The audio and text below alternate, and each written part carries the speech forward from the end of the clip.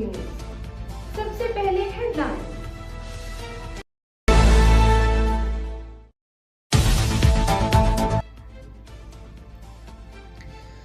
तुर्की के शहर इस्तांबुल में गाज़ा इजलास आज होगा। 8 ममालिक के वज़राए ख़ारजा शरीक होंगे। पाकिस्तान की नुमाइंदगी नायब वज़ीर आज़म और वज़ीर ख़ारजा इसहाक़ डार करेंगे।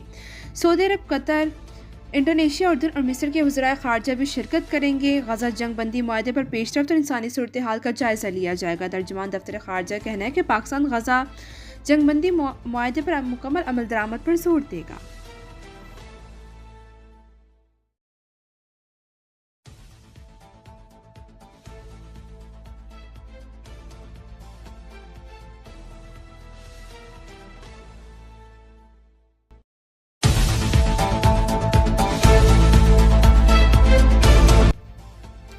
इसराइल की लेबनान में जंगबंदी मुआहदे की खिलाफ वर्जी। जनूबी लेबनान में कार पर ड्रोन हमला।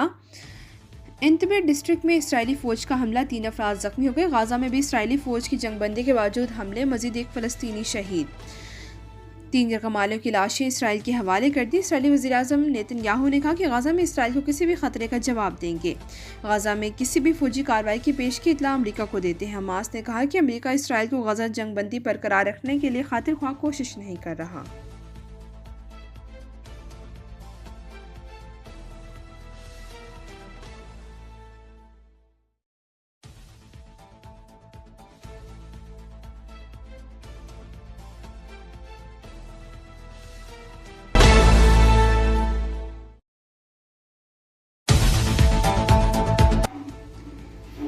ट्रंप ने कहा कि हमास की जानिब से 3 यरगमालियों की लाशें वापस करने पर खुशी हुई। दुनिया भर में 8 जंगें रुकवाईं। अमरीका यूक्रेन टोमाहाक मिसाइल देने पर फिलहाल गौर नहीं कर रहा।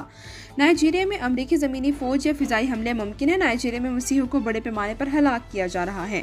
सुप्रीम कोर्ट में इस केस की समाअत में शिरकत नहीं करेंगे। हम कोई ऐसा कदम नहीं उठाना चाहते जो इस फैसले की हमायत को कम कर दे।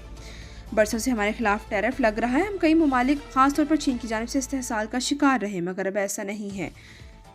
टैरिफ ने हमें ज़बरदस्त कौमी सलामती दी है।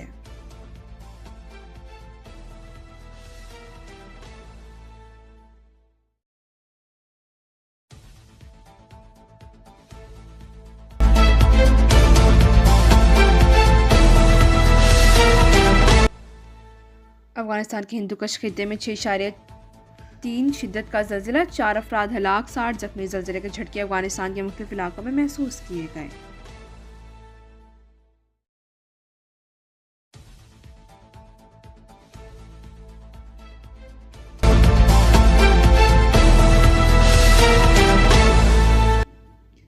ईरान का जौहरी तंजीबात को दोबारा तामीर करने का ऐलान। ईरान के सदर मसूद पेज़ेश्कियान ने वाज़ेह तौर पर बता दिया, कहा इमारतों और कारखानों को तबाह करने से हमारे लिए कोई मसला नहीं होगा। जौहरी तंजीबात को ज़्यादा क़ुव्वत के साथ दोबारा तामीर करेंगे। ईरान इसराइल जंग के दौरान अमरीका ने ईरान की जौहरी तंजीबात को बंकर बमों से तबाह कर दिया था। अगर ईरान ने दोबारा जौहरी तंजीबात तामीर करने की कोशिश की तो इन्हें दोबारा निशाना बनाया जाएगा। ईरान का कहना है कि इसका जौहरी हथियार बनाने का कोई इरादा नहीं। ईरानी जौहरी प्रोग्राम सिविलियन मकासद के लिए है।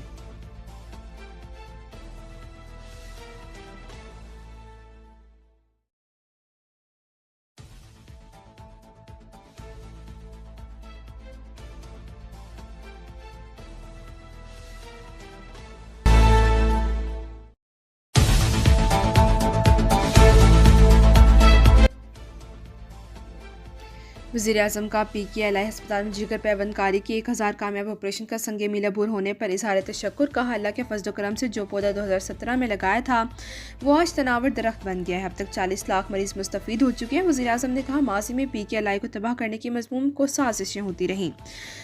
वज़ीर पंजाब मरियम नवाज़ ने इदारे को अपनी इस्तेदाद पर दोबारा लाने के लिए जो भरपूर मेहनत की वो काबिल सताइश है। PKLI के क़याम और इसकी ऑपरेशन दोबारा शुरू करने वाली टीम को भी ख़राज तहसीन।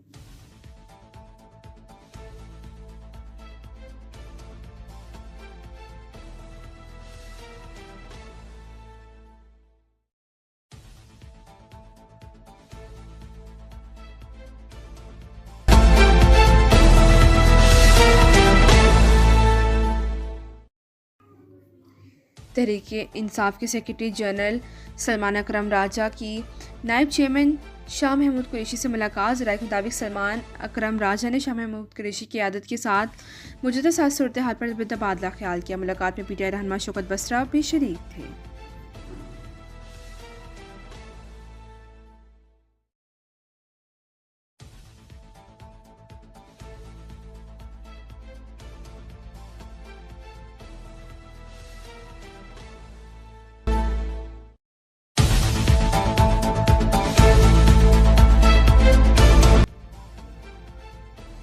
वज़ीर कानून मियां अब्दुल वहीद का कहना है कि वज़ीर-ए-आज़म अनवारुल हक चौधरी के खिलाफ 3 से 4 दिन के अंदर तहरीक अदम एतमाद पेश कर दी जाएगी। तरीक़ेकार तय हो गया, ताख़िर मुशावरती अमल की वजह से हुई।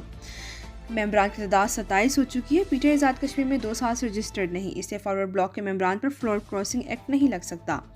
नून लीग तहरीक अदम एतमाद में पीपल्स पार्टी को वोट देगी। बढ़तरी के बायस पीपल्स पार्टी बगैर इत्तेहाद की हुकूमत बनाए।